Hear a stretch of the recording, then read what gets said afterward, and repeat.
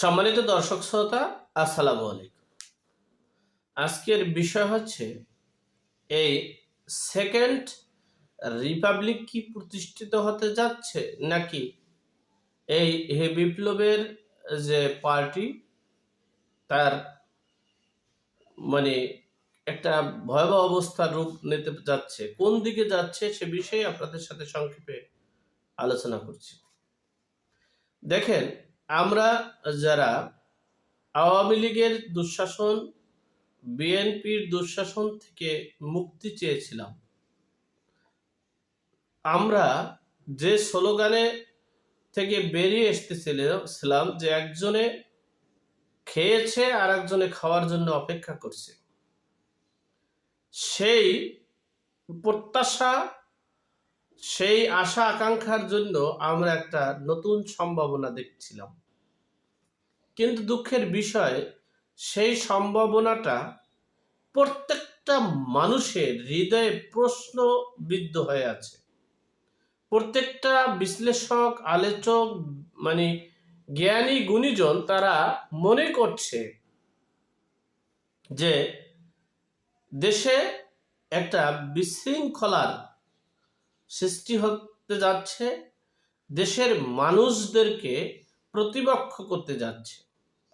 Republic অর্থ হচ্ছে, এটা আমি আরো কয়েকটা ভিডিও করেছি, বারবার করার উদ্দেশ্য হচ্ছে প্রত্যেকটা মানুষ এখন আতঙ্কিত হচ্ছে। প্রত্যেকটা মানুষ এখন জীবনের নিরাপত্তা নিশ্চিত করতে পারছে না। প্রত্যেকটা মানুষ এখন কি বলবো, আতঙ্ক ফিল করছে, নিজেকে নিরাপদ মনে করছে না, সে সাধারণ জনগণেরও। কারণ হচ্ছে রিপাবলিক অর্থাৎ সেকেন্ড রিপাবলিক, অর্থাৎ বাংলাদেশের যে রাষ্ট্র কাঠামোটা আছে, যে সংবিধান আছে, যে মানচিত্র আছে, যে দেশের নাম আছে, এগুলো সব কিছু পরিবর্তন করে নতুন করে সংবিধান রচনা করা, রাষ্ট্র কাঠামো রচনা করা, দেশের মানচিত্র রচনা করা, এই সব কিছু করার নামই হচ্ছে সেকেন্ড রিপাবলিক। আচ্ছা, এখন এই সেকেন্ড রিপাবলিককে জনগণ কতটুকু রিসিভ করবে? দেখেন, এই দেশের মানুষ এই ভৌগোলিককে সবাই কিন্তু অন্য অন্য রাষ্ট্রের মতো না। এদেশের মানুষ নিজের মায়ের ভাষাকে রক্ষা করার জন্য জীবন দিয়েছেন। এদেশের মানুষ নিজের এই মাতৃভূমির জন্য জীবন দিয়েছেন, দেশকে রক্ষার জন্য জীবন দিয়েছেন, এই মানচিত্রকে রক্ষা করার জন্য জীবন দিয়েছেন। সুতরাং এদেশের মানুষ সব ঐক্যবদ্ধ, স্বাধীনতার সাথে কেউ স্বাধীনতার বিপক্ষ নয়। আমার কেমন জানি মনে হচ্ছে এই দেশে কেউই এই দেশের মানুষ নই আমরা। যদি আমরা এদেশের মানুষ হতাম, তাহলে আমরা ভারতের দালালি করতাম না, পাকিস্তানের দালালি করতাম না, পাকিস্তান হয়ে যেতাম না, আমরা মার্কিন যুক্তরাষ্ট্রের অ্যাকাউন্টে গিয়ে টাকা রাখতাম না, আমরা ফরাসির সেই ফরাসির এই ফ্রান্সের রাজনীতিতে আমরা লিপিবদ্ধ হতাম না। আপনারা অনেকেই জানেন এই ফরাসিরা, এই ফ্রান্স কে আছেন? আমাদের বর্তমান তৌহিদি মব জনতার পীর সাহেব বলেন, বা গুরু বলেন, বা অভিভাবক বলেন, অথবা কিংস পার্টির অভিভাবক আমাদের সাংবাদিক কলামিস্ট পিনাকি ভট্টাচার্য হচ্ছেন সেই ফ্রান্সের নাগরিক। তিনি বাংলাদেশের থেকে যে কোনোভাবেই হোক না কেন বিতাড়িত হয়েছেন। তিনি বাংলাদেশে আসতে পারছেন না, আসবেন হয়তোবা, সময়ের ব্যবধানে হয়তোবা তিনি চলে আসবেন। তার নীতিতে, তার রীতিমতো, তার মতো করে এই বাংলাদেশে এই কিংস পার্টিটা প্রতিষ্ঠিত হতে যাচ্ছে। আমরা এই কিংস পার্টিটাকে চেয়েছিলাম মনে প্রাণে সব দিক থেকে, কিন্তু আমরা ফরাসির কিংস পার্টি চেয়েছিলাম না, আমরা পাকিস্তানের কিংস পার্টি চেয়েছিলাম না, আমরা ভারতের কিংস পার্টি চেয়েছিলাম না, আমরা চেয়েছিলাম এই বাঙালির কিংস পার্টি, আমরা চেয়েছিলাম এই বাংলার মানুষের কিংস পার্টি, আমরা চেয়েছিলাম এই বাংলার মাতৃভাষার, এই বাংলা ভাষার মানে মায়ের ভাষার অধিকার রক্ষার কিংস পার্টি।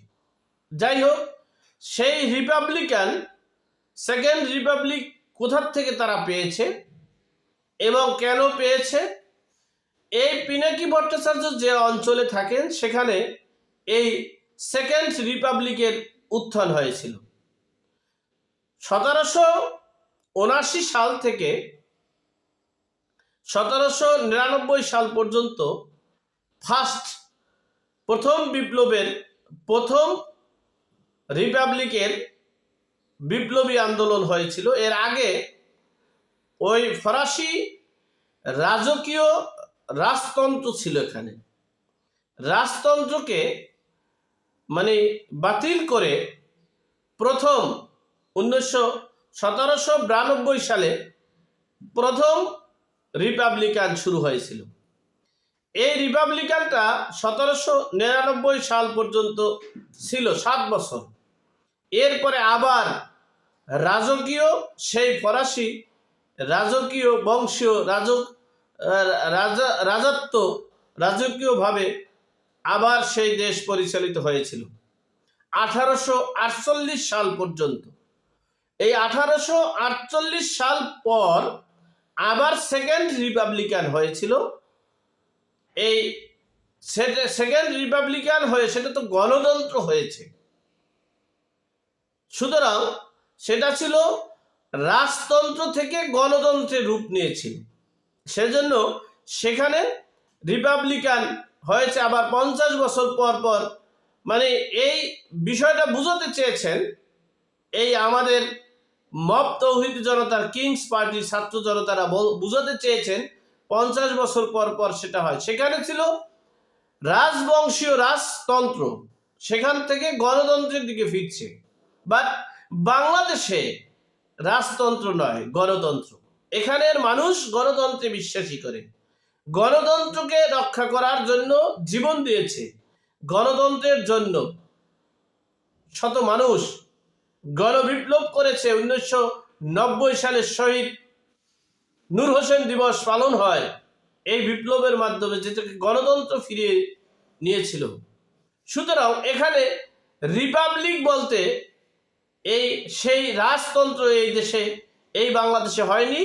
আর এইটা আমার মনে হচ্ছে যে সিদ্ধান্ত যেটা নিয়ে গেছে, সেখানে আমার বয়স অনুযায়ী এই ভূগোলিকের দেশে যতটুকু মানে বছর বাড়ছে, তাতে আমি মনে হয় দেখে যেতে পারবো না এই সেকেন্ড রিপাবলিকের উত্থান, সেকেন্ড রিপাবলিকের বিজয়।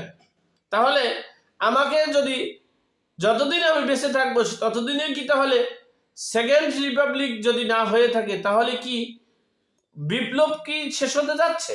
নাকি এই যে বিপ্লবকে বিকৃত করার জন্য যে চিন্তা করতেছেন, আমি বারবার বলছি কিংস পার্টিকে, আপনারা দয়া করে দেশের মানচিত্রের বিরুদ্ধে চলে যায়েন না, দেশের গণতন্ত্রের বিরুদ্ধে চলে যায়েন না, দেশের মুক্তিযোদ্ধার বিরুদ্ধে চলে যায়েন না, দেশের স্বাধীনতার বিরুদ্ধে, দেশের সংবিধানের বিরুদ্ধে চলে যায়েন না। তাহলে যে কি পরিণতি, কি ভয়াবহ হতে পারে একমাত্র আল্লাহ পাক রব্বুল আলামিন জানে। তবে আমি এই কথাটা বলতে পারি, যদি দেশের সংবিধান, দেশের গণতন্ত্র, দেশের মানে যা কিছু আছে সেটাকে মানে গ্রহণ করে, রিসিভ করে, দেশের জনগণের কল্যাণে যদি এই পার্টিটা কাজ করে, তাহলে আমরাও চাই পিছনের একই স্লোগান, 2 সাপের একই বিষ, ধানের শীষার নৌকা আর ধানের শীষ। সুতরাং আমরা সেটার পরিবর্তন চাই। তাই বলে এই দেশের মানচিত্রের পরিবর্তন চাই না, তাই বলে দেশের ভাষার পরিবর্তন চাই না, তাই বলে এটা বাংলাদেশ পাকিস্তানের অংশ সেটা চাই না।